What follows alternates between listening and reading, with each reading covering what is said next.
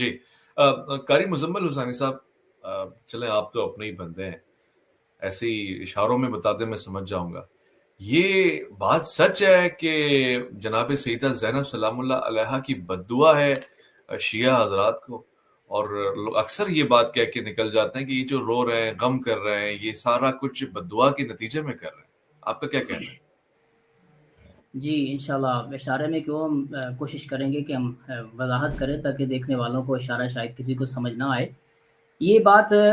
آج سے نہیں، عرصہ دراز سے یہ کہی جاتی ہے کہ یہ جو اس وقت دیکھیں جو بندہ بات کر رہا ہے، ضروری نہیں ہے کہ ہر بات کے ساتھ بندہ متفق ہے، لیکن پھر بھی حقائق حقائق ہی ہوتے ہیں. مثال کے طور پر جو کہا جاتا ہے کہ عاشور میں یا دیگر کسی بھی ائمہ اطہار میں سے کسی امام یا اہل بیت کی کسی بھی غم کے موقع پر جو یہ ماتم کیا جاتا ہے، سینہ پیٹا جاتا ہے یا کچھ اس طرح کا، یہ سیدہ زینب سلام اللہ علیہا کی بد دعا لگی ہے ان لوگوں کو. سب سے پہلے میں اللہ کے فضل و کرم سے، کیونکہ مجھے پتا ہے کہ آپ کے یہ وساطت سے بہت سارے لوگ دیکھیں گے، سب سے پہلے میں اس قوم کا بہت بڑا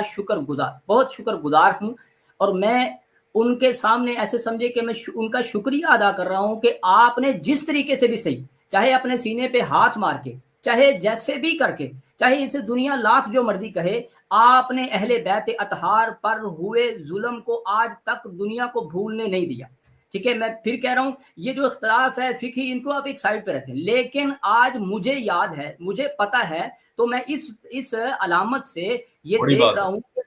کہ بھائی اہل بیت اطہار علیہ السلام پر، امام حسین پر ہو یا دیگر شخصیات پر جو ظلم ہوا ہے، اس کو سینہ پیٹ کر کے اور سینے پہ ہاتھ مار کر کے بتایا جا رہا ہے، اور گلی میں نکل کر کے بتایا جائے کہ یہ ظلم ہو رہا ہے. اور اگلی بات رہی، آپ دیکھیں کہ اس وقت سیدہ زینب جو کہہ رہی ہیں، کہہ کن کو رہی ہیں؟ قتل اصل قاتلین ہیں کون؟ اس میں کوئی شک نہیں ہے کہ کوفے والے وہ خط لکھنے والے تھے، کوفے والوں نے خط لکھے، ان میں سے بڑے بڑے سرداران تھے، ان میں سے حضرات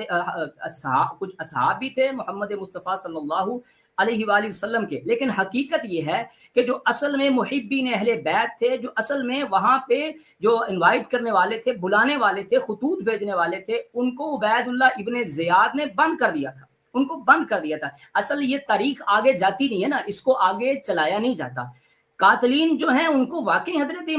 حضرت سیدہ زینب بد دعا کر رہی ہیں، لیکن وہ قاتلین کون ہیں؟ کیا وہ شیعان حیدر کرار ہیں؟ کیا وہ نبی کے صحابی ہیں؟ کیا وہ سلیمان ابن سرد خدائی ہیں؟ کیا وہ دیگر نبی کے جو صحاب ہیں وہ ہیں؟ اس بات پر اختلاف. واقعتاً سیدہ نے ان کے لیے بد دعا کی کہ آپ نے بلایا اور آپ نے یہ کیا، لیکن جو قاتل ہیں ان کے لیے اب یہاں پہ ہم نے دیکھ لیں قاتل کون ہے. میں آپ کو بتاتا ہوں، بات واضح ہو جائے گی انشاءاللہ جب تھوڑے وقت کے بعد وہ لوگ جو اصل میں اہل بیت کے محب ہیں، جب انہیں کچھ آزادی ملتی ہے، وقت ملتا ہے، تو 4000 کا ایک لشکر تیار ہوتا ہے، جنہیں تاریخ توابون کے نام سے کہتی ہے، یعنی کہ یاد کرتی ہے. وہ لوگ جنہوں نے یہ حضرت امام حسین علیہ السلام کے بلاوے پر لبیک نہیں کہہ سکے، مجبوریاں اور جناب وہ سلاخوں کے پیچھے چلے جاتے ہیں، حکومت کے روب و دبدبے کی وجہ سے وہ نہیں حاضر ہو سکے، بعد میں کفارہ ادا کرنے کے لیے جب امام حسین علیہ السلام کی قبر کی زیارت بھی کرتے ہیں، طواف بھی کرتے ہیں، گڑ گڑاتے بھی ہیں، اور آ کر کے کہتے ہیں کہ ابن رسول ہم نے آپ کو بلایا تھا لیکن ہم آ نہیں سکے،